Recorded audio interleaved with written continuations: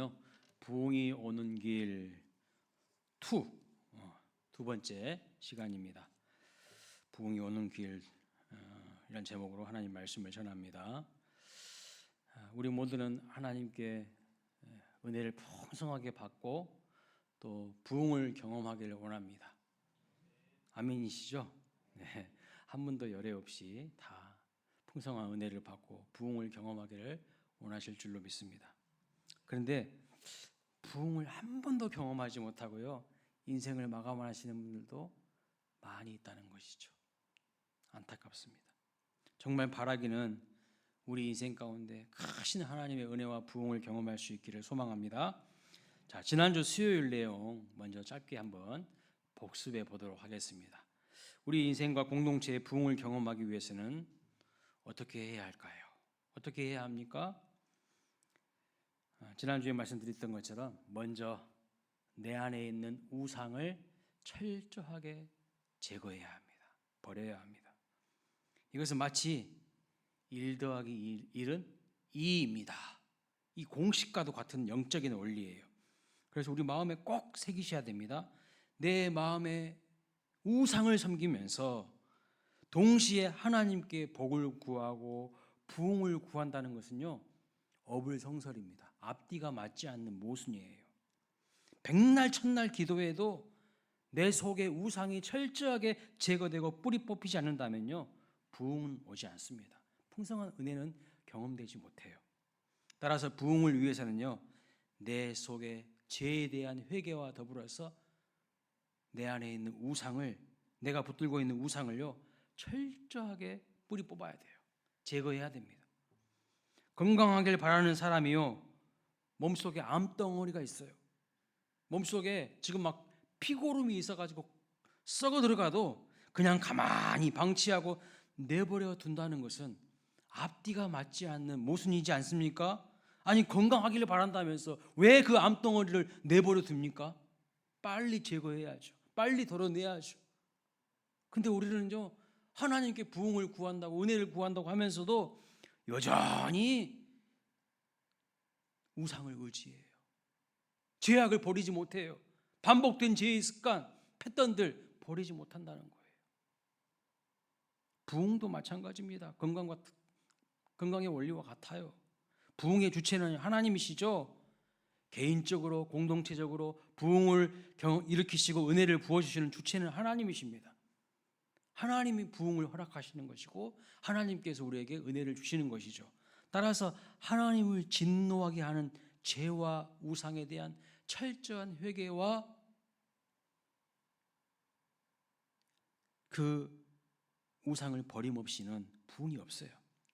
그래서 교회사에서 큰 부흥이 일어난 곳을 연구해 보았는데 그 부흥이 일어난 곳마다 나타나는 특징은 강력한 회개운동과 더불어서 부흥운동이 일어난 것을 볼 수 있어요. 부흥의 주체가 되시는 하나님이 싫어하는 것들, 가증스러운 행위들을 버려야 한다는 겁니다. 그럼 오늘 우리 각자에게는 우상이 없을까요? 우리 각자에게는 우상이 없을까요? 우상은요 하나님보다 더 사랑하는 것, 하나님보다 더 의지하는 것이 우상입니다. 부부관계로 지난주에 제가 설명을 드렸지요. 배우자를 놓고 다른 남자와 여자에게 마음을 준다면 그것은 이미 영적으로 가늠한 것입니다. 80% 배우자에게 마음을 주고 20%는 다른 사람에게 마음을 준다면 이미 그것은 온전치 못한 부부관계이듯이 하나님과 우리의 관계도 마찬가지라고 말씀을 드렸습니다. 하나님 외에 다른 것을 사랑한다면, 다른 것을 의지한다면 그것이 바로 우상이라는 것입니다. 하나님보다 더 중요하게 여기는 것, 내 삶에 더 우선순위에 드는 것들이 모두 다 우상이에요. 예를 들어볼까요? 예배 시간과 다른 것들이 겹쳐 있다면 여러분의 믿음을 드러내는 아주 중요한 시금석이 될 수가 있어요. 하나님을 예배하기 위해서 다른 것을 뒤로 하고 내려놓을 수 있다면 그 사람은 부흥을 경험할 가능성이 높습니다. 그런데 예배 시간이 항상 우선순위에 밀리면요 여전히 마음 중심이 어디에 있다는 거예요? 엉뚱한 데 있는 거예요. 세상에 있는 것입니다. 당연히 부흥을 경험할 가능성이 희박해요. 하나님의 은혜를 경험할 가능성이 희박하다는 것입니다. 출애굽기 20장에서 이렇게 말씀하고 있어요. 우상에 대해서 같이 한번 읽어보겠습니다. 너는 나 외에는 다른 신들을 내게 두지 말라. 너를 위하여 새긴 우상을 만들지 말고 또 위로 하늘에 있는 것이나 아래로 땅에 있는 것이나 땅 아래 물속에 있는 것에 어떤 형상도 만들지 말며 그것에 절하지 말며 그것들을 섬기지 말라. 나 내 하나님 여호와는 질투하는 하나님인즉 나를 미워하는 자의 죄를 갚되 아버지로부터 아들에게로 3, 4대까지 이르게 하거니와 나를 사랑하고 계명을 지키는 자에게 1000대까지 은혜를 베푸느니라. 아멘. 여기 3절 말씀 보면은 무엇이라고 말씀하고 있습니까? 나 외에 다른 신들을 내게 두지 말라고 하셨어요. 근데요, 대부분의 영어 성경을 보니까 이렇게 말씀하고 있어요. You shall have no other gods before me. 무슨 뜻이냐면 우상이 무엇이냐? 하나님보다 앞서 하나님보다 먼저 찾는 대상이 우상이라는 거예요. 내 앞에 다른 신들을 없게 하라고 말씀하고 있어요. 하나님 앞에 다른 신들을 없게 하라고 말씀하고 있어요. 우리가 어떤 문제가 생겼을 때요, 하나님보다 먼저 돈을 찾으면요, 그 돈이 우상이라는 거예요. 어떤 문제가 생겼는데 하나님보다 인맥을 먼저 찾아요. 하나님보다 앞서서 찾는 것, 바로 그것이 내 우상인 겁니다.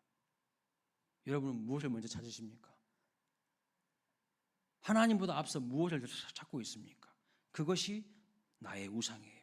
그것을 하나님이 매우 가증스럽게 여기고 싫어하신다고 말씀하고 있어요. 하나님보다 더 의지하는 것, 하나님보다 더 먼저 찾는 것, 하나님도 믿으면서 신앙은 신앙이고 현실은 현실인지 하면서 하나님을 무능한 존재로 취급하는 그런 마음이 우상을 찾는 죄악된 마음이라는 것입니다. 오늘 우리는요, 겉으로는 신앙생활 잘하는 것처럼 보여요. 그런데 많은 사람들이 신앙은 신앙이고 현실은 현실이야, 이원론적으로 살아요. 교회 안에서는 신앙으로 살지만 교회 밖에서는 현실로 살아요. 신앙이 현실까지 가지 못해요. 그게 바로 하나님이 가증스럽게 생각하시는 우상 숭배하는 사람들의 삶의 모습이라는 거예요. 이런 것들 가지고서는요, 도대체 부흥은 오지 않습니다. 여러분에게 있는 우상이 무엇이든 그것을 내려놓고 철저하게 버리시기를 바랍니다. 그래야 진정한 부흥을 경험할 수 있다는 것을 말씀하고 있어요.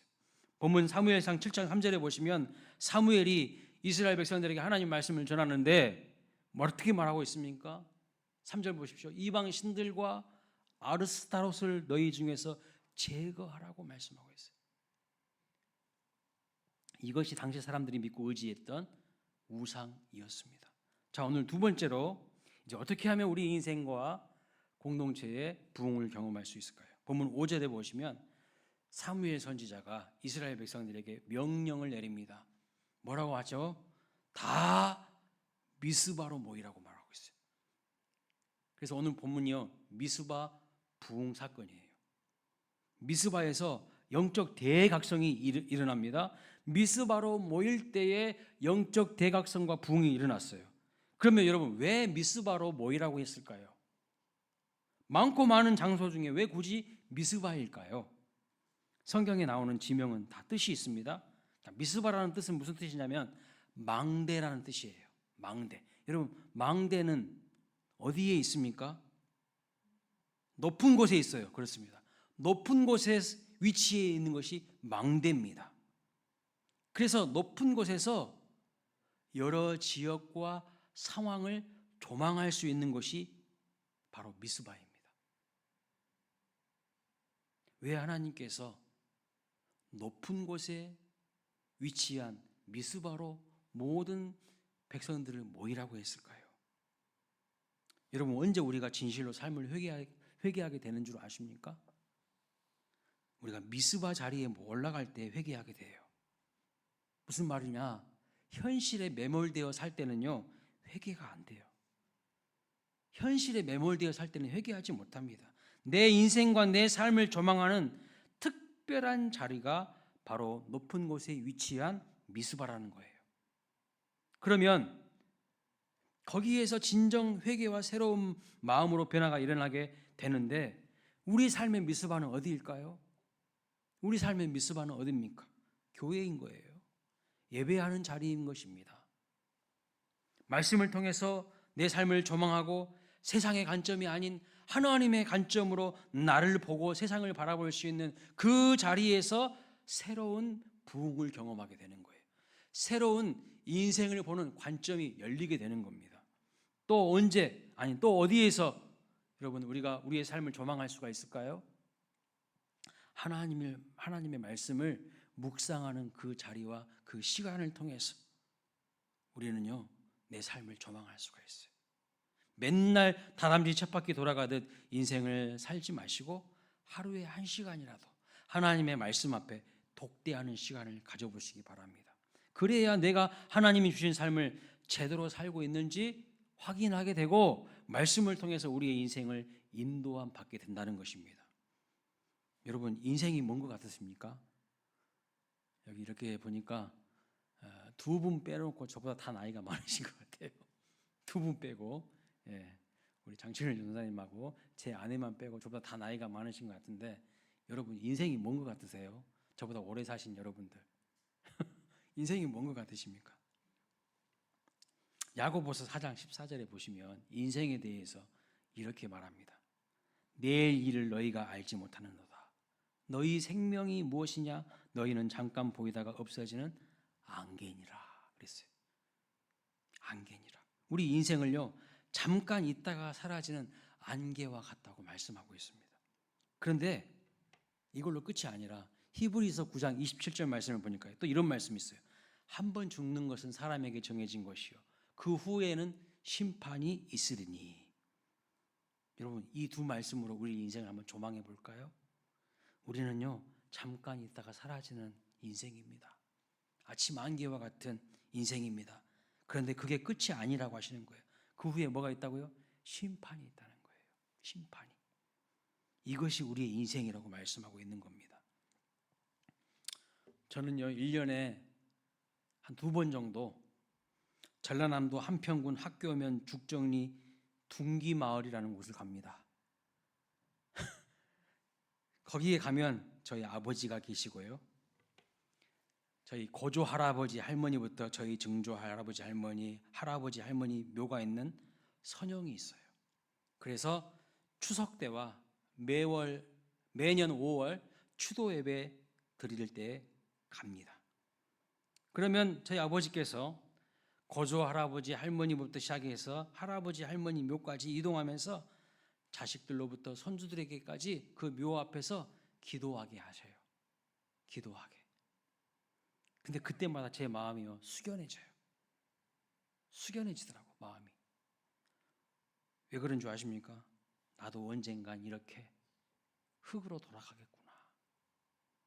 내 육신이 흙으로 돌아가고 하나님 앞으로 돌아갈 텐데 정신 차리고 살아가야지 이런 생각이 들어요. 나도 갈 날이 점점 가까워져 가는구나 이런 생각이 들어요. 그래서 살아온 인생을 조망하게 되는 겁니다. 그리고 앞으로 어떻게 살아가야 될까 생각해 보는 게 되는 거예요. 터키의 항등 공동묘지에 이런 비문이 있다고 합니다. 그 앞을 지나가는 사람들마다요 다 걸음을 멈추게 된다고 하는데 그러면서 한참을 생각한다고 합니다. 이렇게 쓰여져 있어요. 나 어제 너와 같았으나 너 내일 나와 같으리라. 나 어제 너와 같았으나 너 내일 나와 같으리라. 그래서 그 앞을 지나가는 사람들이요 걸음을 멈출 수밖에 없대요. 생각하게 된다는 것입니다. 무슨 뜻입니까? 나도 어제 너와 같이 거기 서 있었는데 내일 너도 나와 같은 이 흙에 묻히는 자리에 있게 된다는 것이죠. 여러분 우리는요 영원히 살지 않습니다. 잠깐 살아요. 아침 안개와 같습니다. 그 후에는 심판을 받습니다. 심판을 받는다는 것이 무슨 뜻일까요? 하나님 앞에서 우리 인생을요 결산하게 된다는 뜻입니다. 그때에 칭찬과 영광과 면류관을 받을 것인지 책망을 받고 지옥에서 형벌을 받게 될 것인지 결정된다는 거예요. 누구든 홀로 흘러가는 세월을 멈출 수 없습니다. 진시 황제가요 영원 불멸을 꿈꾸면서 불로초를 구했지만요, 허사였습니다. 성경에 보면 여호수아라는 인물이 있어요. 대단한 인물이죠. 대단한 능력 있는 사람이었습니다. 그러니까 여호수아는요, 흘러가는 요단 강물도 멈추게 했던 사람이에요. 여호수아가 흘러가는 강물에 발을 딱 담그니까요, 흐르던 강물이 멈췄어요. 대단하지 않습니까? 한 번은 전투 중에 여호수아는요, 하늘에 뜬 해도 멈추게 했어요. 물론 궁극적으로 흐르는 강물과 하늘에 떠 있는 해를 멈추게 하신 분은 하나님이시지만 여호수아라는 인물의 믿음을 통해서 그 일을 하신 것이죠. 이렇게 흐르는 강물도 멈추게 하고요, 하늘에 떠 있는 해도 멈추게 한 여호수아이지만 그 사람도요, 가는 세월은 멈추게 하지 못했어요. 그도 역시 죽음을 맞이했습니다. 모든 인간은 죽습니다. 그리고 후에는요, 심판이 기다리고 있다는 거예요. 그래서 우리는요, 미스바에 서야 합니다. 미스바에 서야 돼요. 우리의 인생을 늘 조망해 보아야 한다는 것이죠. 나는 하나님의 뜻대로, 하나님의 목적대로 그렇게 살아가고 있는지, 하나님이 이끄시는 대로 제대로 가고 있는지 인생을 뒤돌아보면서 조망해 보아야 한다는 것입니다. 그래야 이 세상을 후회 없이 살게 되고요, 인생 마지막 성적표 받게 될 때에 기쁨의 춤을 추게 되고 영광의 멸류관을 받게 될 것입니다. 인생 마지막 성적표 받을 때가 곧 다가오고 있어요. 전도서 11장 9절에 이렇게 말합니다. 같이 한번 읽어보겠습니다. 전도서 11장 9절 시작. 청년이여 내 어린 때를 즐거워하며 내 청년의 날들을 마음에 기뻐하여 마음에 원하는 길들과 내 눈이 보는 대로 행하라. 그러나 하나님이 이 모든 일로 말미암아 너를 심판하실 줄 알라. 우리는 알아야 됩니다. 우리 인생의 목적이 무엇인지를 정확하게 알아야 된다는 거죠. 에베소서 2장 10절에 이렇게 말씀합니다. 우리는 그가 만드신 바라 그리스도 예수 안에서 선한 일을 위하여 지으심을 받은 자라고 말씀하고 있어요. 하나님의 형상으로 지음을 받았고 하나님 기뻐하시는 그 선한 일을 위하여 하다가 하나님 앞에 서야 한다고 말씀하고 있는 거예요. 지금 사무엘 선지자는요, 이스라엘의 영적인 대부흥과 대각성을 위해서 모든 이스라엘 백성들을 미스바로 모이게 만드는 거예요. 미스바로 모이게 만드는 거예요. 망대로 모이게 합니다. 삶을 조망하는 그 예배의 자리로 모이게 만드는 거예요. 그래서 하나님의 말씀을 통해서 내 인생을 점검하고 내 인생에 가는 방향이 바른 방향을 향해 달려가고 있는지 말씀 앞에서 우리 자신이 세워져야 한다는 것이죠. 사랑하는 여러분, 무슨 일이 있어도 예배의 자리를 놓치지 마시고 사모하시기를 바랍니다. 하나님의 말씀 듣는 그 시간이 바로 미스바의 자리, 미시바의 시간인 줄로 믿으시기 바랍니다. 그 시간이 바로 내 인생을 조망할 수 있는 자리이기 때문입니다. 깨닫는 은혜가 있으시기를 축복합니다. 자, 지금 하나님의 백성들이요, 사무엘의 지시에 순종하여서 전부 지금 미스바에 모여서 뭐합니까? 회개하고 있어요. 금식합니다. 그들의 몸과 마음이 하나님만을 섬기기로 다시 결심을 했어요. 여러분, 4장, 5장, 6장을 보면 이스라엘 백성들의 영적 상태는요, 개판 5분 전이에요. 하나님 믿는다고 겉모습만 하나님 믿는 것이지 속은 다 하나님이 없어요. 우상 천국이라니까요. 우상 천지였어. 하나님의 말씀이 희귀했던 시절입니다. 영적인 암흑기예요. 그런데 드디어 사무엘 선지자를 통하여서 미스바로 모든 백성들이 모이게 해서 하나님의 말씀을 듣게 하고 회개하게 하고 금식하게 하고 하나님 앞에 부르짖게 합니다. 하나님만을 그리고 섬기기로 그들이 드디어 이제 결심을 해요. 그런데 여러분, 이때 어떤 일이 일어나는 거 보십시오. 본문 7절에 보시면 누가 쳐들어옵니까? 블레셋이 쳐들어와요. 그랬죠. 무슨 뜻일까요? 이게 무슨 뜻일까요? 우리가 하나님 앞으로 돌아가라고 하면요, 하나님께 더 가까이 가려고 하면, 하나님 안으로 깊숙이 들어가려고 하면 언제나 사탄의 방해가 있다는 거예요. 언제나 어둠의 세력들이 공격을 해옵니다. 그것을 꼭 기억하시기 바랍니다. 내가 하나님께 이제 새 마음을 가지고 열심히 무엇인가를 해보려고 하면, 하나님만을 사랑하고 살겠다고 다짐하면요, 사탄이 평소에는 관심도 없었는데 갑자기 공격해 들어오기 시작합니다. 사탄이 길을 쓰고 방해합니다. 내일부터 새벽기도 한번 내가 다시 시작해야 되겠다. 지금 내가 제자 훈련하고 있는데 기왕에 훈련 받는 거 요령 피우지 않고 제대로 해야지 하면서 말씀을 묵상하려고 하고 암송하려고 하고 기도 생활 제대로 하려고 하는데 그날 밤부터요 이상하게 잠이 안 옵니다. 이상하게 몸이 아파요. 내가 하나님을 정말 잘 섬겨야 되겠다고 다짐하는데요 교통사고가 나질 않나, 몸도 아프고 뭐가 잘 안 될 수도 있어요. 왜 그럴까요? 사탄이 방해하는 겁니다. 하나님 앞으로 가까이 가지 못하도록. 하나님 중심으로 살아가는 것을요 마귀는요 너무너무 싫어하는 거예요.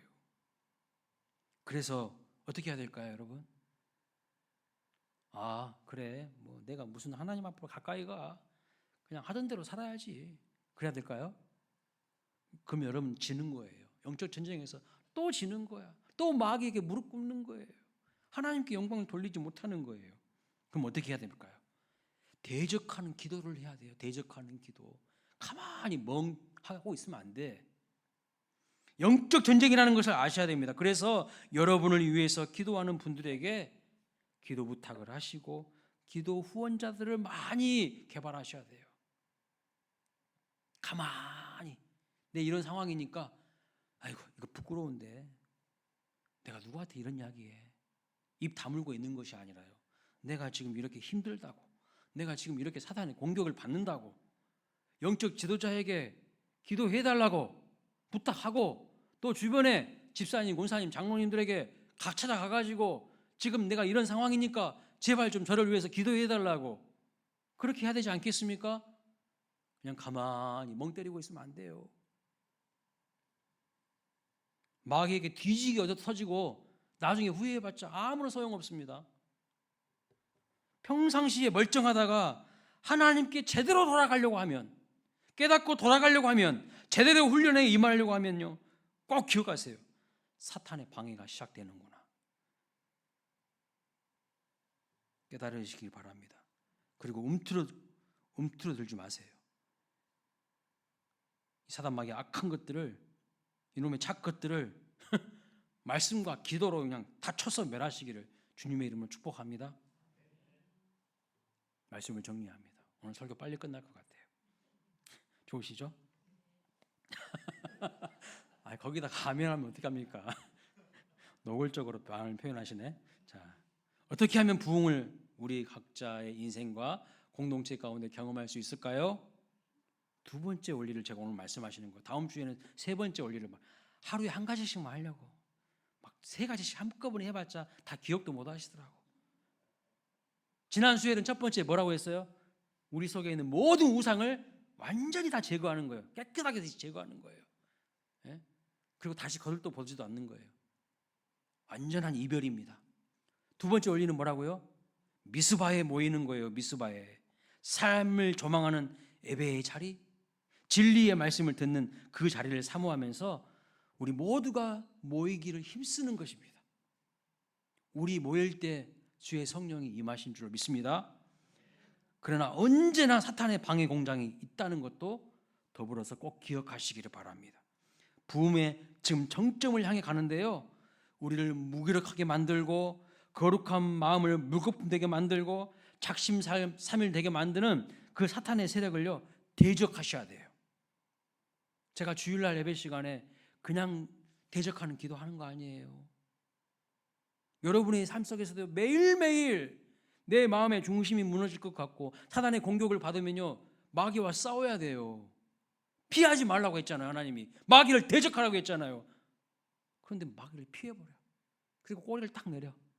그러니까 마귀가요, 이거 아무것도 아니네, 이거 아무것도 아니네, 네가 교회를 20년 다녔냐? 근데 알고 보니까 너는 진짜 아무것도 아니구나. 마귀가요, 여러분 간받다가 와 이건 건들면 안 되겠네, 큰일 나겠네, 도망가야지. 여러분 그냥 몇 번 한번 건들면 퍽퍽 쓰러지는데 대적하지도 않아. 그리고 하나님을 더 힘있게 의지하셔야 돼요. 내 힘으로 안 된다는 거 아셔야 돼요. 인생 내 힘으로 살아가는 거 아니잖아요. 좀 하나님 주시는 은혜와 능력으로 살아가야 되는 거 아닙니까? 그게 신앙이잖아요. 근데도 기도도 하지 않고 말씀 묵상도 하지 않고 영적인 무기가 하나도 없는데 어떻게 이깁니까? 성령의 전신갑주를 입으라 했는데 성령의 전신갑주는커녕 세상 것들만 붙들고 있으니 어떻게 이깁니까? 우상만 붙들고 있으니 어떻게 이기냐고요. 그리고 혼자 힘으로 안 된다는 거 인정하셔야 됩니다. 그래서 이스라엘 자손들이 어떻게 합니까? 본문 8절 말씀 보세요. 사무엘 선지자에게 기도 부탁을 하는 거예요. 쉬지 말고 부르짖어 우리를 블레셋 사람의 손에서 구원하시게 하소서. 이스라엘 자손들이 알아요. 자기들이 얼마나 무기력한지를 알아요. 그동안 엉망진창으로 살았잖아요. 엉터리로 살았잖아요. 4장, 5장, 6장 보면서 그들의 실체를 다 보았잖아요. 이제 조금 정신 차려가지고 그동안 그냥 하나님 섬긴다 하면서 순전히 영적 간음을 저지르고 바람 피우고 우상 숭배하던 사람 아니었습니까? 이제 조금 정신 차려가지고 미스바 모여가지고 이제 회개하려고 좀 이제 다시 삶의 제자리를 찾아보려고 하니까 마귀가 또 쳐들어오는 거예요. 마귀가 쳐들어오는 거예요. 어떻게 이깁니까? 훈련 안 돼 있는데, 그동안 오합지졸로 살았는데. 그럼 이기는 방법이 뭐예요? 영적 지도자에게 기도 부탁을 해야 되는 거 아닙니까? 함께 부르짖어야 되는 거 아닙니까? 부르짖자고 해도 모이자고 해도 당신지는 하세요. 모이지도 않고 영적 지도자에게 기도 부탁도 하지 않고, 그게 승리하는 비결이 아니라는 거예요. 영적 지도자는 물론이요, 기도하는 후원자를 만드시기 바랍니다. 나도 너를 위해서 기도할 테니까 당신도 나를 위해서 기도해 달라고. 이 기도의 끈으로 우리가요 다 묶여져 있어야 돼요. 광일교회 모든 성도들이 기도의 끈으로 하나가 딱 돼 있어야 돼요. 그래야 사단이 쳐들어오고 치고 들어와도요, 얘네들 안 무너지네. 한 길로 왔다가 7길로 도망가요. 성경에 정확하게 그런 표현이 있잖아요. 마귀가 한 길로 왔다가 7길로 도망간다고. 근데 여기를 쳐도 무너지고 저기를 쳐도 무너지고 다 무너져. 영적으로 아주 빈약한 공동체가 되면 안 된다는 거예요. 사탄은 우리의 힘으로 이길 수 있는 존재가 아닙니다. 하나님의 힘으로만 제압할 수 있다는 것을 기억하시고 부르짖어 기도함으로 위기를 기회로 역전시킬 수 있는 은혜를 경험할 수 있는 우리 모두가 되시기를 축원합니다. 반드시 부흥을 경험한 우리 각자의 인생과 우리 광일교회 공동체가 될 수 있기를 주님의 이름으로 축원합니다. 자, 부흥이 오는 길 첫 번째 원리 뭐라고요? 우상을 철저하게 제거하는 것. 여러분에게 있는 우상이 무엇인지를 하나님 앞에서 솔직하게 인정하고 그것을 내가 이길 수 있도록 우상 앞에 절하지 않고 우상 앞에 무릎 꿇지 않고 우상을 의지하지 않게 해달라고. 하나님, 저에게는 물질 우상이 있어요. 솔직하게 고백하세요. 하나님, 이거 없으면 저 막 두렵고 불안하고 어찌할 바를 모르겠어요. 이것이 내 우상으로 인정합니다. 하나님, 내가 이 우상 앞에 지지 않게 원합니다. 하나님이 내 인생 책임져 주시고 하나님께서 내 인생 붙들어 주시는 것이지 내가 엉뚱한 것에 사로잡지 않기를 원합니다. 씨름할 수 있어야 돼요. 두 번째는 뭐라고요? 미스바로 모이라는 거예요. 영적인 그 은혜의 자리를 사모하면서 하나님의 말씀으로 내 삶을 조망하는 그 자리를 사모해야 된다는 거예요. 그럴 때에 회복과 부흥의 역사가 나타나는 겁니다. 꼭 기억하시기 바랍니다.